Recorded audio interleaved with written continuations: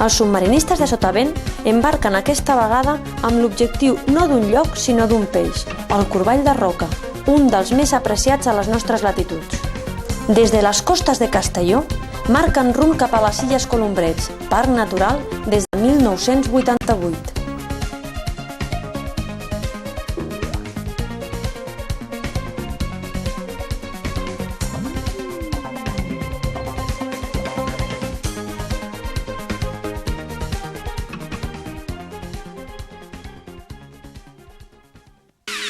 Illes joves i d'origen magmàtic.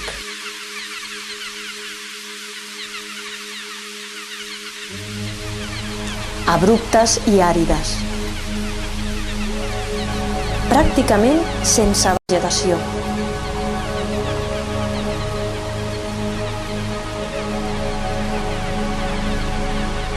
Però amb denses colònies de gavines que defequen a superfície enriquint el sòl amb el guant. Com l'emblemàtica gavina de Duin. La salinitat, l'erosió, una superfície limitada, un sòl pobre i poques pluges limiten la flora a unes poques espècies com el fonoll marí. Les gavines ponen els ous a terra en nius que formen colònies disperses com aquesta gavina pati amarilla o colònies denses com les de la gavina de Duin. Comparteixen el territori amb altres éssers vius com els escorpins i la sargantana de les colombrets. Els cargolets marquen el límit de la superfície. Els nostres submarinistes de sotavent comencen la recerca del corball en unes aigües que presenten una gran diversitat de formes, hàbits i colors. Habitants del bentos, com la donzella.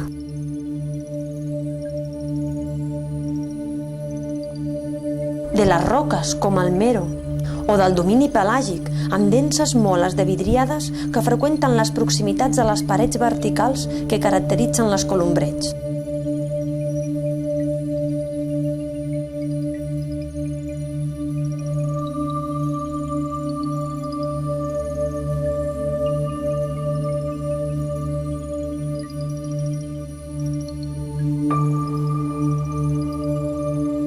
On les castanyoles es barregen entre les variades buscant la seva protecció. Quin secret ha permès aquesta explosió de vida? Dos fenòmens que són habituals en aquest racó de la Mediterrània.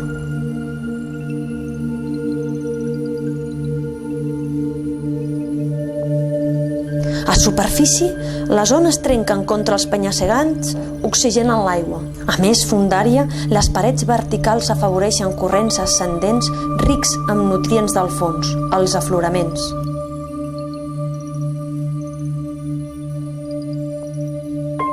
A mesura que els submarinistes s'endinsen, la luminositat disminueix, produint un canvi en el recobriment de les parets verticals. Amb la profunditat, les comunitats vegetals són substituïdes mica en mica per comunitats majoritàriament animals.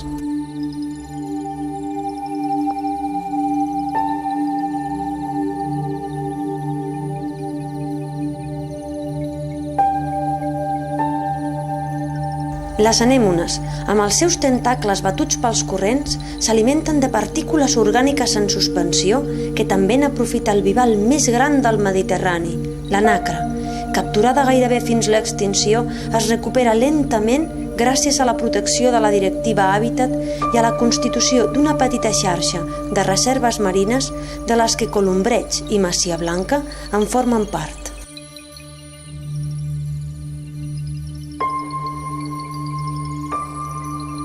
Meravellats pel paisatge faunístic, els membres de Sotavent continuen cercant els corballs. I per fi apareixen. Depredadors amb sofisticats sistemes sensorials capten la més lleu presència d'una presa.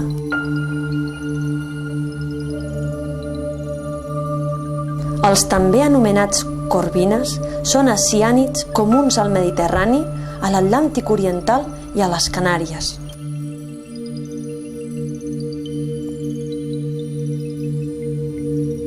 Aquests depredadors nocturns comparteixen nínxol amb les escòrpores. La competència els ajudarà a perfeccionar la maquinària predadora.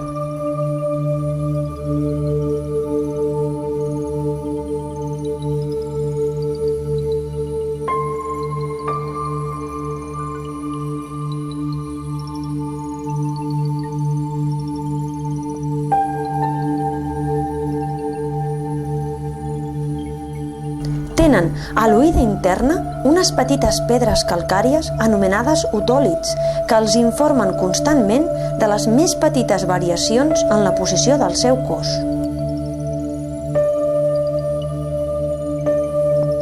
Com els altres peixos, posseeixen una línia lateral d'escates que els permet detectar qualsevol individu que se'ls apropi.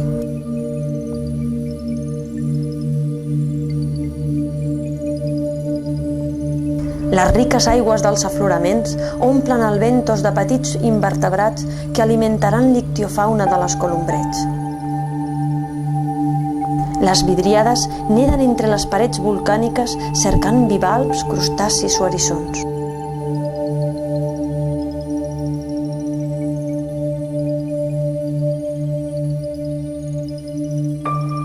Els submarinistes les observen i retraten mentre continuen la cerca del corball.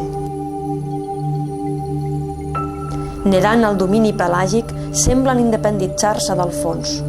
Una bufeta natatòria ben desenvolupada els dona la flotabilitat desitjada.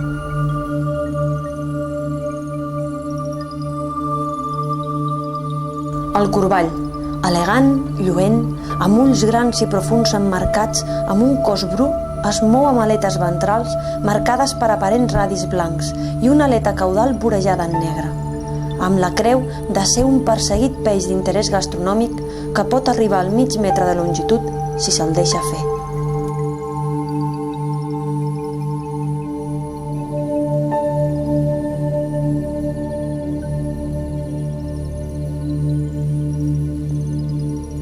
Viu en aquest paradís d'aigües càlides on les esponges pinten de vermell les roques i els molls reials acoloreixen les coves fosques, on el mero, robust i amb una potent aleta caudal, dona un toc sinistre a aquestes aigües transparents.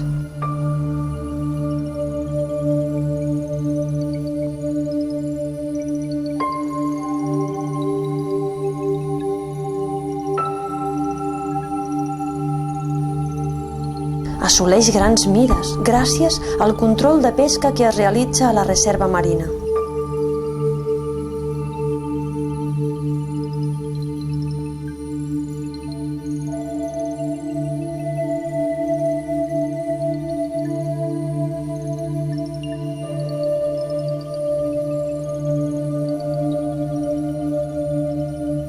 On els corrents marins plens de vida microscòpica pentinen les anèmones i les aigües s'il·luminen amb els reflexos daurats de l'orada. I la morena, amb un cos fusiforme i nu, sense escates, fuig nedant sobre el fons per un amagatall.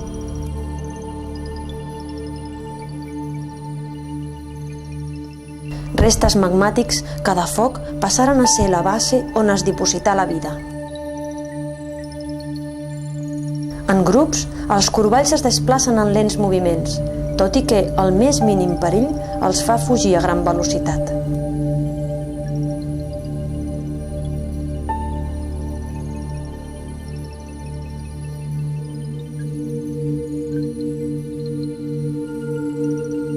Les nacres, immòbils, simplement es tanquen.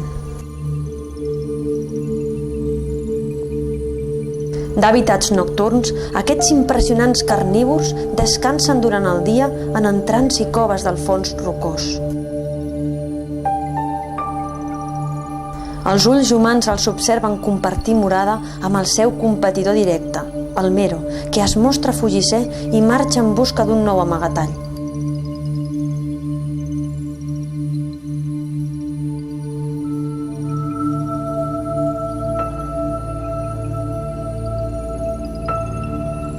De vegades, els corballs trenquen el silenci de les profunditats emetent sons semblants a un ronc.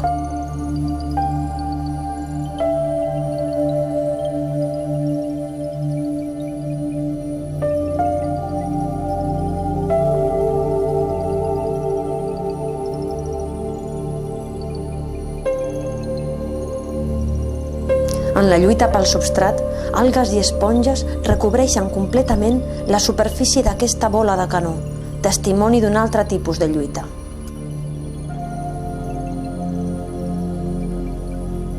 Ara, només el clic de les càmeres i les bombolles dels escafandristes interromp amb respecte el delicat equilibri dels habitants de la reserva marina.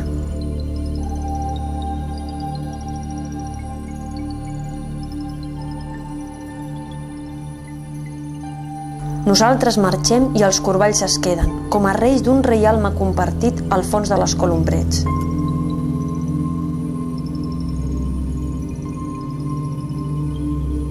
Aquesta i altres reserves marines com Masia Blanca o com Arruga s'han convertit, potser, en l'esperança de les generacions futures.